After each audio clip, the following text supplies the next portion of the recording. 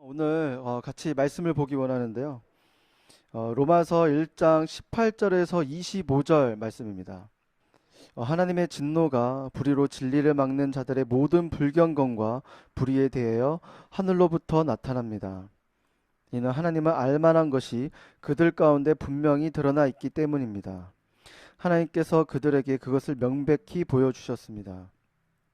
세상이 창조된 이후로 하나님의 보이지 않는 것들, 곧 그분의 영원하신 능력과 신성이 그분이 만드신 만물을 통해 명백히 보여 알게 됐으므로 그들은 변명할 수 없습니다.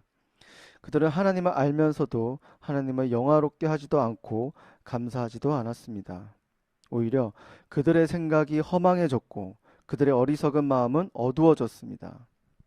그들은 스스로 지혜롭다고 하지만 미련하게 돼 썩지 않은 하나님의 영광을 썩어질 사람이나 새나 짐승이나 기어다니는 동물의 우상으로 바꾸었습니다.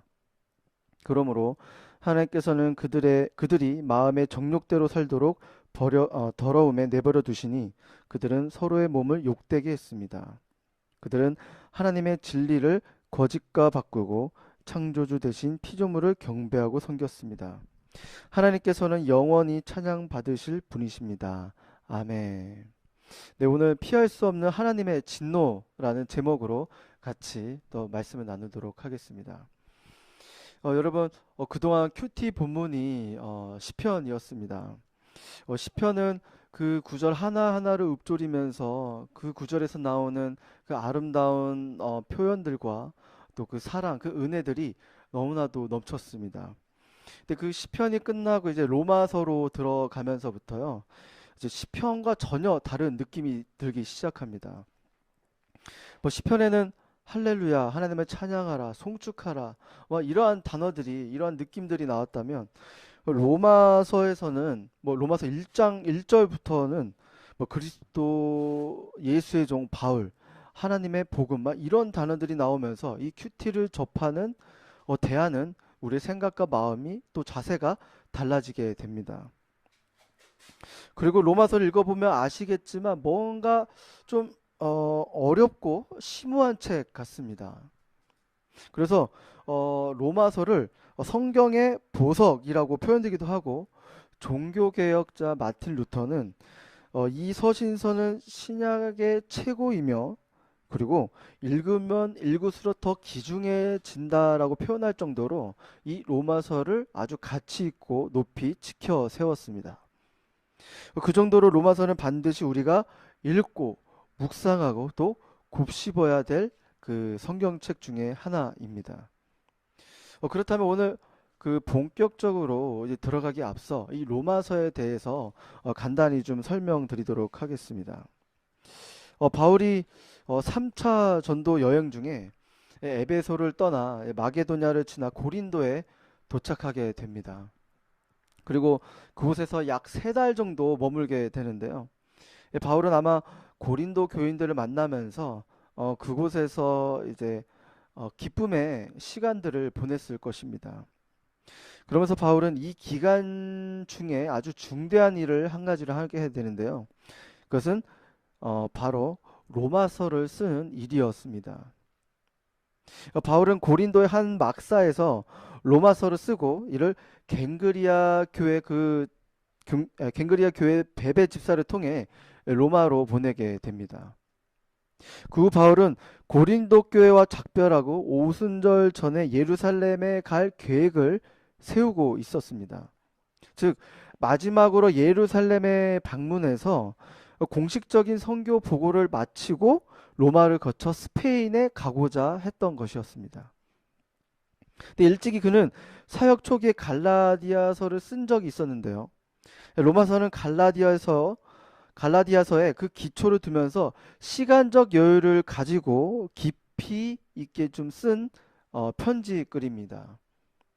그가 쓴 많은 편지들은 편지 수신자들에 대한 경험과 이해를 기반으로 쓰고 있는데요. 그런데 바울은 이전에 로마에 가본 적이 없기 때문에 아직 로마 교인을 대면한 적이 없습니다. 그래서 이 바울은 좀 더 정성을 들이고 공을 들이고 신중히 이 로마서를 쓰게 되었습니다. 사역을 하다 보면 지체들에게 많은 카톡을 받게 되는데 그 부탁에 카톡을 받기도 합니다. 그러면 저랑 친분이 있는 지체의 부탁의 내용의 카톡은 좀 짧고요. 저랑 일면일식이 없는 그 지체의 그 부탁의 내용의 카톡은 좀 깁니다. 읽어보면 내용도 길고 또 공들이고 정성을 들이고 단어 선택도 조심스럽게 썼다는 것을 좀 쉽게 알 수가 있습니다. 마찬가지로 바울은 로마에 갈 계획을 세웠기 때문에 아주 신중하게 이 로마서를 썼습니다.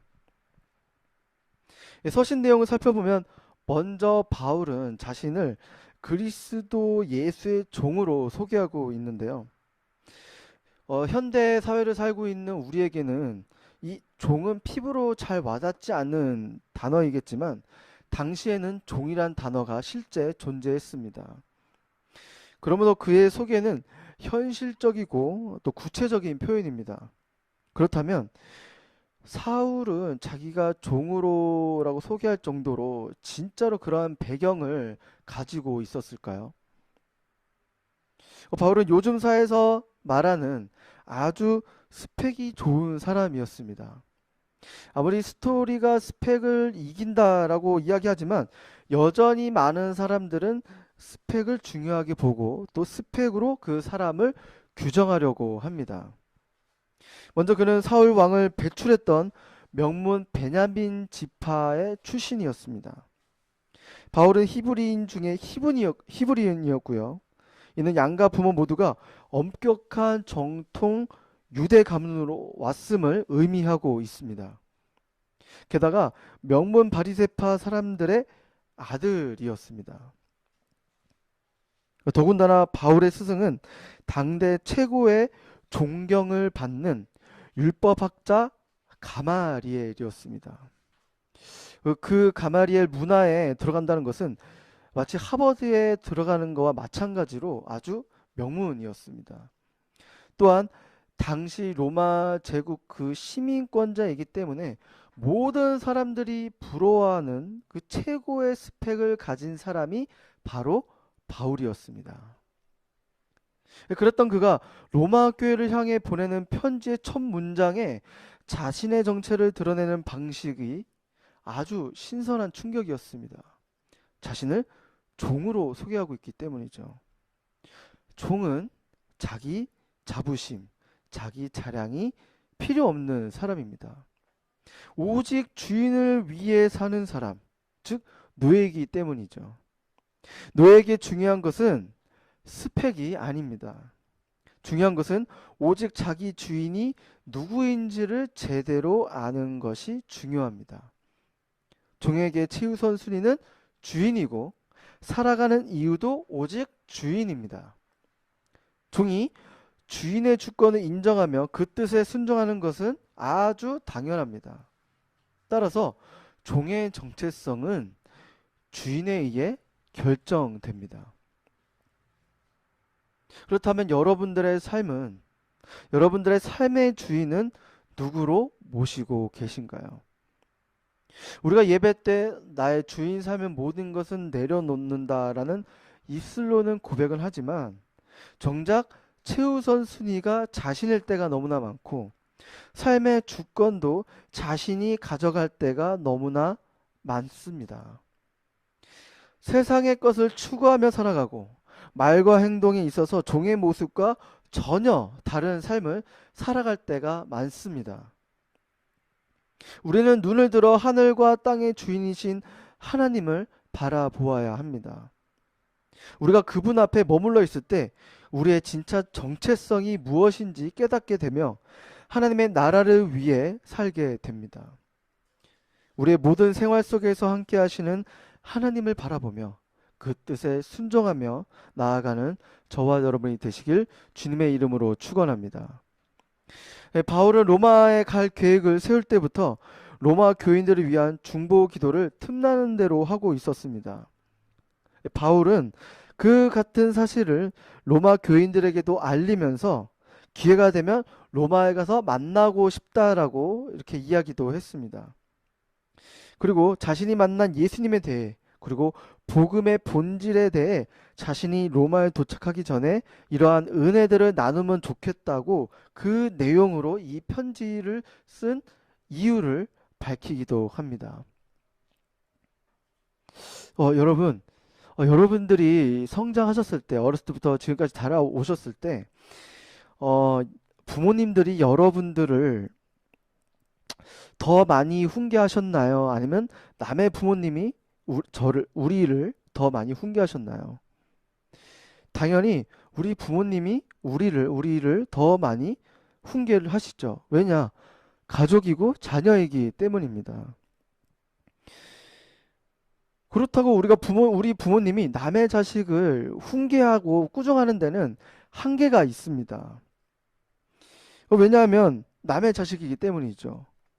그러나 부모는 내 자식이 잘못된 길로 계속 빠졌을 때 그대로 내버려 둘 수가 없습니다.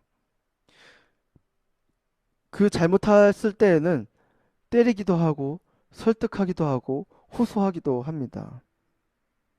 그대로 버려둘 수 없고 또 포기할 수 없는 내 자식이기 때문에 우리 부모님은 우리의 잘못된 길로 갔을 땐 계속 훈계하고 혼내킵니다. 그러나 아예 희망이 없다고 생각이 되면 버려두게 되는 것이죠. 이것이야말로 최대 징계라고 하지 않을 수가 없습니다. 오늘 본문에는 하나님 없이 삶을 살고 있는 이 땅에 사는 사람들, 또 이방인들의 죄악들을 고발하는 것으로 그 내용이 시작되고 있는데요. 아주 로마서의 시작부터 심상치 않은 오늘의 본문이 말하고 있는 내용이 무엇인지 함께 살펴보도록 하겠습니다. 우리 18절에서 19절 말씀 같이 읽어보도록 하겠습니다. 시작. 하나님의 진노가 불의로 진리를 막는 자들의 모든 불경건과 불의에 대해서 하늘로부터 나타납니다. 이는 하나님을 알만한 것이 그들 가운데 분명히 드러나 있기 때문입니다. 하나님께서 그들에게 그것을 명백히 보여주셨습니다. 아멘. 18절에서의 진리를 막는 자들이라고 기록하고 있는데요. 이 뜻은 무엇일까요? 그리고 진리라고 얘기하고 있는데 그 진리는 도대체 무엇을 뜻하는 것일까요? 이 설명이 그 다음 구절에 나오게 되는데요. 그것은 하나님을 알만한 것이 곧 진리라고 이야기하고 있습니다. 진리란 바로 하나님을 알만한 것인데 그 진리가 그들 속에 있음에도 진리를 기피하고 고의적으로 그 진리를 거절하고 있는 사람들의 모습입니다. 이것은 의도적이고 고의적인 인간 내면에 있는 하나님을 향한, 신을 향한 그 사람들의 반역의 모습이라고 할 수가 있습니다.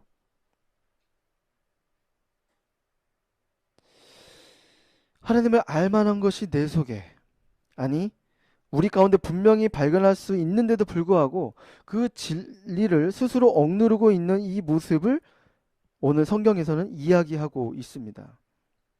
진리는 우리 밖에도 있고 우리 안에도 있습니다. 밖에 있는 진리는 어떻게 알 수 있느냐? 우리가 자연을 통해 우리가 알 수가 있습니다.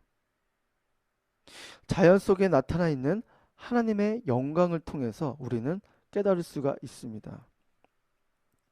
우리 20절 말씀을 보시면 나타날 수가 있는데요. 제가 읽겠습니다. 세상이 창조된 이후로 하나님의 보이지 않는 것들, 곧 그분의 영원하신 능력과 신성이 그분이 만드신 만물을 통해 명백히 보여 알게 됐으므로 그들은 변명할 수 없습니다. 그 자연 속에서 하나님을 발견할 수 있다고 이렇게 기록하고 있습니다. 하나님은 세상을 창조하심으로 보이지 않는 하나님의 능력과 영광과 신성을 피조물을 통해 분명히 보이고 계십니다. 그래서 에덴 동산에서는 인간을 포함한 모든 피조물들이 창조주 하나님을 분명하게 인식할 수 있었습니다. 인간이 자연 상태에서 하나님을 인식할 수 없게 된 계기는 타락 이후에 일어난 일입니다. 제가 필리핀에서 유학 생활을 한 적이 있었는데요. 그때 필리핀에 살면서 세 가지 열심히 한 것이 있었습니다. 첫 번째는 하나님과의 그 친밀한 교제를 유지하기 위해서 열심히 노력했고요. 두 번째는 공부도 열심히 했습니다. 그리고 마지막 세 번째는 자연과 벗삼아 열심히 놀았습니다. 필리핀은 관광과 휴양지로 수입을 올리는 국가인데요. 제가 살았던 곳에도 역시 그 관광지와 휴양지가 매우 많았고 발달돼 있었습니다. 무엇보다 세계에서 가장 아름다운 그 다이빙 포인트 20위 안에 들은 그 포인트 하나가 제가 살고 있는 그 지역에 있었습니다. 그래서 그 지역에 살고 있는 동안, 유학생활 하고 있는 동안에 내가 누릴 수 있는 건 이 다이빙이다라고 생각을 해서 돈을 모으고 모아서 제가 그 다이빙 자격증을 따게 되었습니다. 그리고 친구들과 십시일반 모아 배를 빌려 그 유명한 다이빙 포인트로 향하게 되었습니다. 드디어 배를 타고 한참 이동하게 되어서 다이빙 포인트에 다다랐습니다. 드디어 이제 장비를 메고 들어가게 됐죠. 저는 아직 그때 첫 들어갔을 때 그 다이빙 포인트에 그 유명한 다이빙 포인트에 들어갔을 때 그때 감동과 바닷속의 그 풍경, 그 광경을 잊지 못하고 아직도 생생합니다. 그 당시 제가 25살이었는데 그 들어가기 전 제가 25년 동안 육지에서 살면서 기어다니는 뭐 곤충과 또 뭐 동물들 그리고 공중의 새들 너무나 익숙하게 보고 자라왔었죠. 그렇기 때문에 바닷속에 그런 생물들을 본다는 그 자체가 너무나 황홀하고 경이롭고 그 놀라움 그 자체였습니다. 그래서 그날 다이빙을 한 두 번, 세 번을 했었는데요. 첫 번째 다이빙 하는 동안에는 들어가서 계속 우와, 우와, 계속 이런 소리가 나올 수밖에 없었습니다. 그리고 두 번째는 첫 번째 제가 다이빙에 좀 익숙해지고 또 눈을 좀 더 돌아보면서 하나님이 그 만드신 그 창조물, 그 피조물들을 보면서 하나님을 예배하고 찬양하며 계속 다이빙을 했던 기억이 있습니다. 그 수심 30m까지 내려갔었는데요. 그 수심의 깊이에 따라 그 볼 수 있는 어종이 다 다릅니다. 육지에서 뭐 개와 고양이가 이제 흔하게 좀 볼 수 있듯이 어, 바닷속에서 흔하게 볼 수 있는 그 어종들이 있는가 반면 수심으로 더욱 깊이 들어가면 깊이 들어갈수록 정말 진기하게 정말 희귀하게 볼 수 있는 그런 어종들과 산호들이 있었습니다. 이러한 형형색색의 또 이름 모를 그 어종들을 바라보면서 저는 너무나 그 행복하고 그 편안한 시간들을 보냈었는데요. 이 바닷속 저는 창조물 그 피조물들을 보면서 저는 그 다이빙하는 내 하나님을 인식하고 예배할 수가 있었습니다. 이처럼 창조주 하나님은 자연을 통해서 분명히 인식할 수 있었는데 죄로 인해 타락한 인간은 하나님을 아는 지식을 잃어버리는 그런 안타까움을 겪게 되었습니다. 이런 하나님을 알만한 분명한 진리가 우리 가운데 내재하고 있는데도 불구하고 오늘 성경이 말하기를 불의로 진리를 막고 있다고 이야기하고 있습니다. 왜 그런 것일까요? 그것은 불경건과 불의 때문입니다. 그 18절 말씀 보시면 불경건이란 하나님을 향한 잘못된 자세를 말합니다. 그러나 사람과 사람 사이에서 사람을 향한 잘못된 자세를 말할 땐 이것을 불의라고 말하고 있습니다. 성경은 먼저 불경건을 말하고 불의를 말하고 있는데요. 이 불경건과 불의 때문에 진리를 막고 있다고 오늘 이야기하고 있는 것이죠. 하나님께서 모세에게 주신 그 십계명이 있습니다. 이 십계명은 두 개의 돌판에 새겨진 것이죠.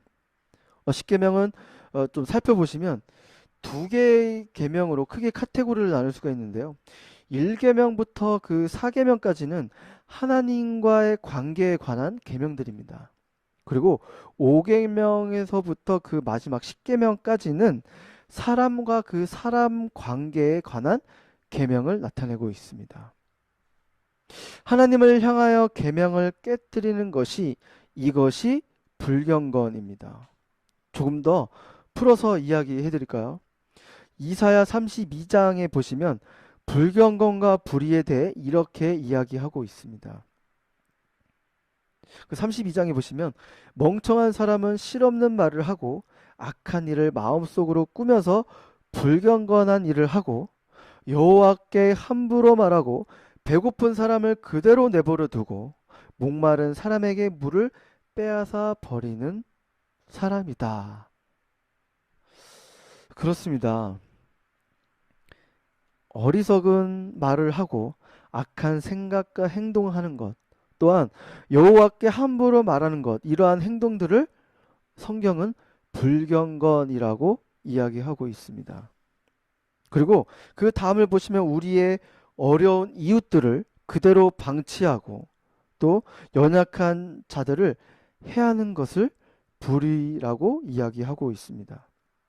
즉 사람들을 향하여 잘못된 삶을 사는 모습, 이것이 바로 불의의 모습입니다. 이 계명을 깨뜨리고 살아가는 사람들은 자신의 삶을 합리화하기 위해서 진리 앞에 서는 것을 꺼려합니다. 왜냐하면 어둠이 빛을 싫어하는 것처럼 자신의 실체가 진리 앞에서 드러나기 때문이죠. 그들은 의도적으로 자기의 불의를 커버하기 위해, 자기의 불경건을 커버하기 위해서 진리를 막고 있는 것입니다. 저와 여러분들의 삶은 어떠하신가요? 불경건과 불의를 행하여 하나님의 복음, 하나님의 나라, 그리스도의 향기를 가로막고 있는 사람인지, 아니면 세상 속에서 하나님의 모습을 드러내는 작은 예수로 살고 있는 사람인지를 스스로 살펴보시길 바랍니다. 교회가 세상 속에서 많은 지탄을 받고 있는 이 시대에 우리 SNS 공동체의 그 뜻이 빛과 소금인 것처럼 여러분의 교회에서만 그 빛과 소금으로 살아가는 것이 아니라 세상 속에서도 가정과 직장과 캠퍼스, 여러분들이 있는 삶의 그 자리에서 그 빛과 소금으로 그 정체성을 드러내는 저와 여러분이 되시길 주님의 이름으로 축원합니다. 우리가 계속해서 23절 말씀을 같이 보도록 하겠습니다. 23절 말씀 읽겠습니다. 썩지 않는 하나님의 영광을 썩어질 사람이나 새나 짐승이나 기어다니는 동물의 우상으로 바꾸었습니다. 이 말씀은 영광스러운 하나님을 섬기던 사람들이 하나님의 자리에 사람을 앉혀놓고 썩어질 사람을 섬기다가 그 다음에는 우상을 섬기고 더 타락해버리면 동물을 섬긴다는 뜻입니다. 이것이 타락해가는 인간의 모습을 나타내고 있는 것인데요. 우리는 무엇인가를 숭배해야만 합니다. 우리 존재는 창조주를 경배하도록 만들어졌기 때문에 그분을 거부하면 다른 무엇인가를 숭배하게 되어 있게 설계되었습니다. 우리는 목적이 있는 피조물, 다시 얘기할게요. 우리는 목적이 있는 피조물, 곧 존재 이유가 있는 사람들입니다. 그래서 우리의 삶은 절대로 무가치하거나 의미 없는 그런 존재가 아닌 것입니다. 따라서 무엇인가를 위해서 우리는 살아야 되는 것입니다. 우리에겐 상상력과 마음을 사로잡아 마음속 깊은 곳에 갈망들을 시게 하고 공포들을 가라앉게 하는 그 무엇인가가 있어야 합니다. 그것이 무엇이든 우리는 그것을 숭배하고 섬깁니다. 그 다른 것과 다른 피조물과 다르게 인간은 하나님의 형상대로 또 그분의 세계에서 그분과 관계를 맺으며 살도록 지음 받았습니다. 하지만 로마서 1장 23절에서 보듯이 사람은 하나님께 등을 돌리고 피조물을 숭배했습니다. 우리는 과거에 이런 생각을 했습니다. 문화가 좀 더 발전하면, 과학이 좀 더 발전하면 사람들은 그런 예전의 그 미신들을 포기할 것이며 우상 숭배를 사라질 것이다 라는 그런 생각을 했습니다. 정말? 그런데 그렇게 되었을까요? 오늘 현대가 미신을 포기한 시대처럼 보이십니까? 어떤 의미에서 오늘날 여러분과 제가 살고 있는 현대는 미신이 최고로 리바이벌 되어지고 있는 시대라고 할 수 있습니다. 하다못해 자기 자신을 섬기는 것도 우상 숭배의 한 모습입니다. 자기 경험과 지혜와 인맥과 재정, 스펙 등을 의지하며 살아가는 것이 또한 우상 숭배의 종류입니다. 이것들을 의지하는 기저에는 고집과 회개하지 않는 마음들이 있습니다. 이 표현들은 성경 그 배경에서 보면 우상 숭배를 말할 때 줄곧 쓰이는 표현들인데요. 그래서 바울이 성경적인 맥락에서 이 마음이 성도들 안에 있을 때 진짜 크리스천이 아니라 우상 숭배를 하고 있다는 것을 은연중에 내비치는 것을 우리가 보고 알 수가 있습니다. 저는 우리가 이 땅에서 경험할 수 있는 최대 종교적 비극이 있다면 하나님을 만나지 못하고 하나님 앞에 가까이 왔다가 그냥 가는 사람들입니다. 교회를 다니고 신앙생활을 하는 사람들 중에도 이러한 사람들이 많이 있을 수 있습니다. 제일 불쌍한 사람은 오랜 신앙생활을 했는데도 불구하고 하나님을 한 번도 만나지 못하고 가까이만 왔다가 가는 사람들입니다. 하나님을 믿는다고 하지만 내 고집을 한 번도 꺾지 못한 사람. 하나님을 만났다고 하지만 한 번도 회개를 제대로 해보지 않는 사람. 그런 사람들은 하나님을 믿는 것이 아닙니다. 결국 하나님을 우상으로 만들어서 자기가 원하는 대로 컨트롤하고 싶은 하나님을 숭배하는 거와 마찬가지라고 바울이 이야기하고 있습니다.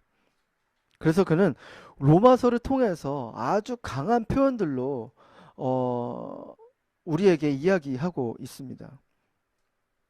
이 고집과 회개하지 않는 이 마음은 하나님의 마지막 시대에 하나님의 진노를 쌓고 있는 것과 마찬가지입니다.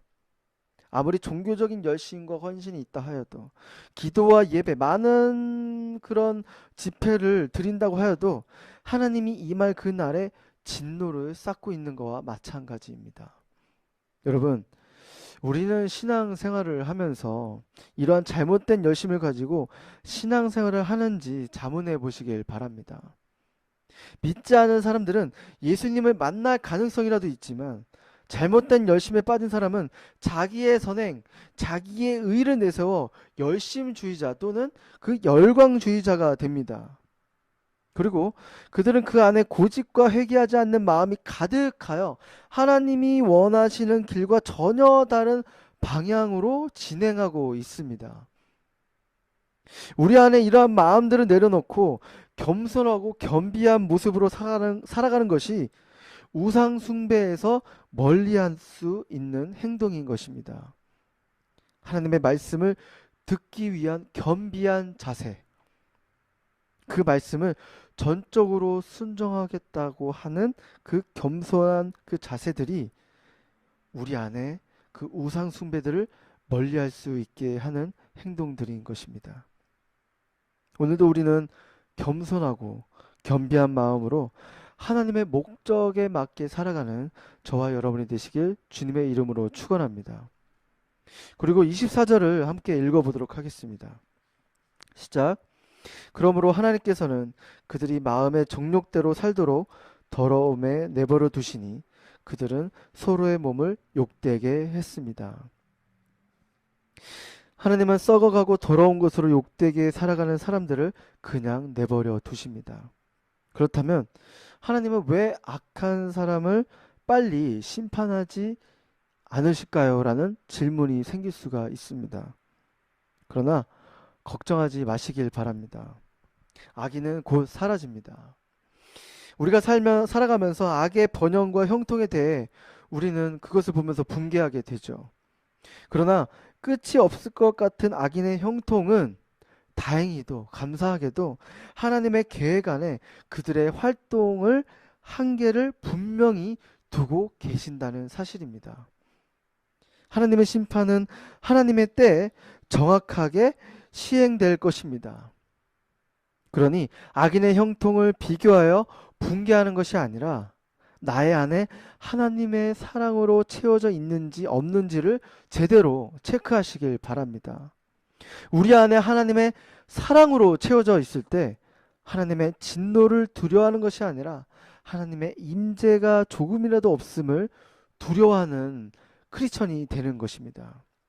사랑하는 여러분, 오늘 하나님의 진노에 대해 배웠습니다. 하나님은 우리가 경건하게 살기를 원하십니다. 지혜로운 말과 선한 행동과 또 선한 말을 하고 또한 여호와를 존귀 여기며 살기를 원하십니다.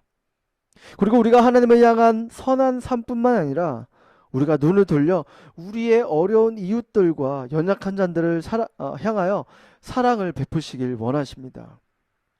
그리고 마지막으로 우리 안에 나의 고집과 불순종하는 마음들을 내려놓고 세상 것을 염려하고 걱정하는 것이 아니라 하나님의 임재 없음을 두려워하며 겸손한 모습으로 살아가는 저와 여러분 되시길 주님의 이름으로 축원합니다. 우리가 이 시간 말씀을 붙잡고 함께 기도하도록 하겠습니다. 사랑의 하나님, 우리가 신앙생활을 하면서 하나님을 향하여 우리의 말과 행동, 생각이 온전하길 원합니다. 이것이 우리가 노력으로 의지적으로 할 수 있는 것이 아니라 전적인 하나님의 은혜로만 가능한 줄을 믿습니다. 하나님을 향한 우리의 삶의 태도를 경건하게 하시고 그리고 우리의 이웃을 향해 경건한 삶을 살아가는 우리 SNS 리더십이 되게 하여 주시옵소서. 우리의 눈은 하늘을 향해 있고 우리의 두 팔은 이웃을 향하여 사는 인생들이 되게 하여 주시옵소서. 우리의 시간 하나님과 이웃을 향해 경건한 삶을 살게 해달라고 우리가 주여 한번 외치고 합심하여 통성으로 기도하며 나아가겠습니다. 주여 성령 하나님 아버지, 우리가 하나님 앞에서 온전한 삶 살기 원합니다. 하나님 경건한 삶을 살기 원합니다. 주여 성령 하나님 아버지, 우리의 생각과 말과 그 모든 행동들이 온전히 주님 앞에서 선해지길 원합니다. 주여 성령 하나님 아버지, 이것이 우리의 의지적으로 또 노력으로 하는 것이 아니라 성령의 충만함을 가지고 완전히 하나님과 연합된 삶을 통하여서 우리 안에서 하나님의 그 자연스러운 하나님의 생각과 말과 하나님의 관점과 하나님의 생각이 우리 안에서 자연스럽게 나올 수 있도록 지켜보아 주시옵소서. 하나님 아버지, 하나님의 우리 그 하나님 안에서 발견된 우리의 정체성으로 통해서 하나님 우리가 이 세상에 살아갈 때 하나님 빛과 소금으로 살아가게 도와주시옵시고, 하나님 아버지 하나님을 향해서 올바른 자세와 태도를 가지고 살아가듯이 우리가 눈을 들어 하나님 연약한 이웃들과 하나님 우리의 도움과 우리의 사랑이 필요한 그 복음이 필요한 그 이웃들에 다가가 하나님 아버지 하나님의 사랑과 은혜를 베푸며 살아갈 수 있는 그런 크리스천들이 될 수 있도록 지켜보아여 주시옵소서. 하나님 아버지 하나님과 사람에게 하나님의 균형적인 삶을 살길 원합니다. 오직 하나님께서만 나타나는 것이 아니라 우리가 삶으로서 살아낼 수 있는 우리 모습들로 삼아 주시옵소서. 우리 이 시간 한 가지 더 놓고 기도하며 나아가기 원합니다. 우리 삶의 주인이신 하나님, 오늘도 우리는 주님 앞에 겸손하고 겸비한 자이길 원합니다. 하나님을 믿는다고 하지만 여전히 우리의 생각과 마음속에 내려놓지 못하고 주인으로 삼고 있는 것들을 회개하며 나아갑니다. 주님, 이 시간 주님 앞에 우리의 고집과 죄들을 토설하여 하나님의 목적에 맞게 살게 하여 주시옵소서. 우리의 정욕대로 사는 것이 아니라 삶의 참 주인이신 하나님의 임재를 추구하게 하여 주시옵소서. 우리가 이 시간 겸손하고 겸비한 모습으로 살아가게 해달라고 우리가 주여 한번 외치고 합심하여 동서로 기도하며 나가겠습니다. 주여,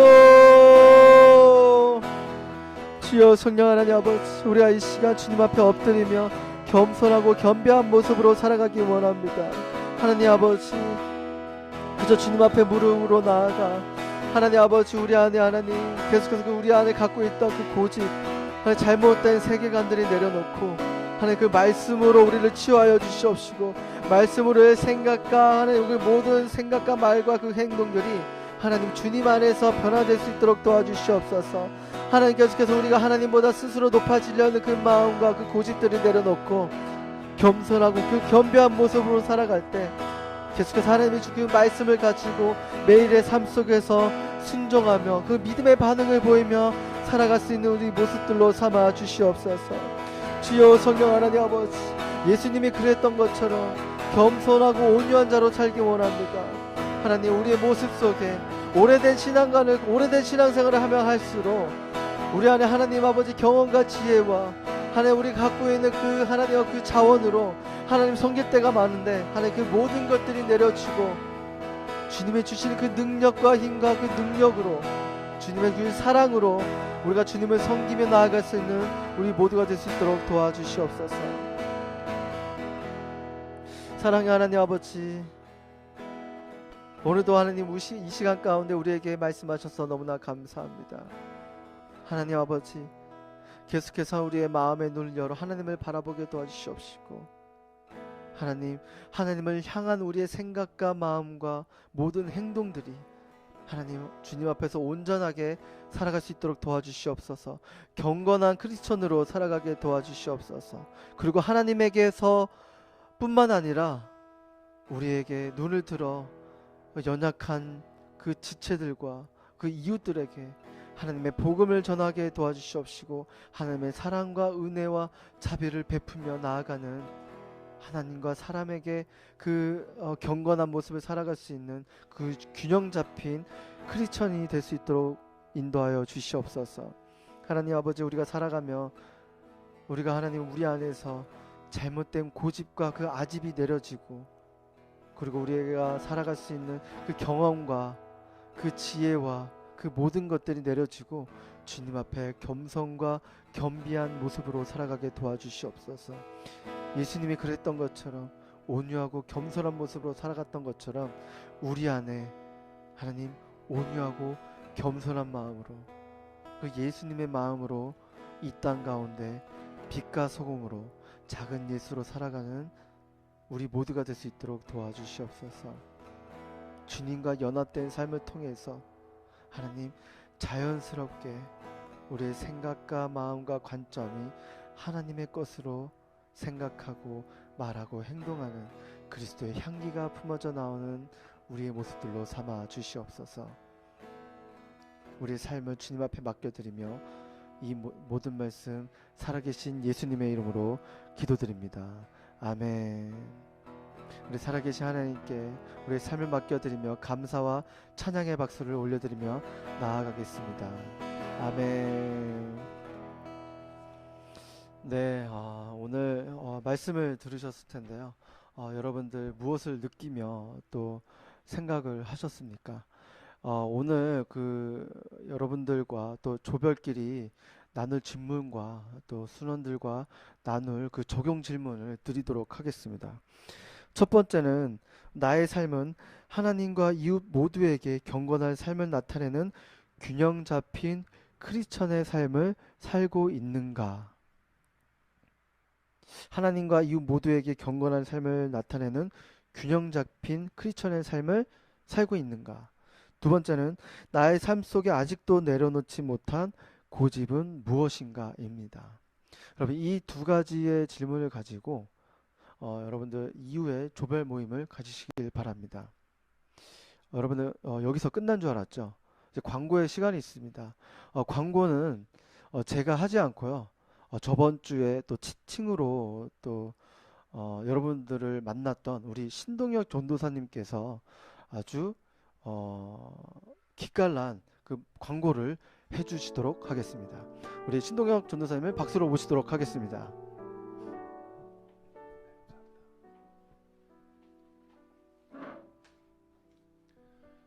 샬롬 신동혁 전도사입니다. 광고 전해드리겠습니다. 오늘 8시 20분 이후에 누텔라에 참석하신 분들은 담당 교육자에게 서머리를 제출해 주시면 되겠습니다. 또한 이번 주 유튜브 중계 채널은요, 온누리교회 대학청년부 채널입니다. 여러분 SNS 굿즈 다들 신청하셨나요? 현재 신청 및 입금이 가능합니다. 다만 한 가지 아셔야 되는 것이 7월 24일 금요일 자정까지 신청 및 입금이 가능하고요. 그 이후에는 마감이 된다는 점 참고 바랍니다. 따라서 만약에 신청을 하셨지만 현재 입금을 하지 않으셨다면, 그리고 24일 금요일 자정 이전까지 입금을 안 하시면요, 그 신청하신 게 자동 취소된다는 점 참고 부탁드립니다. SNS 모든 굿즈는 교환 또 환불, 반품이 불가하다는 점도 참고 부탁드리고요. 또한 굿즈 수령인에 대해서는 저희가 추후 문자 안내를 통해서 전달해 드릴 예정입니다.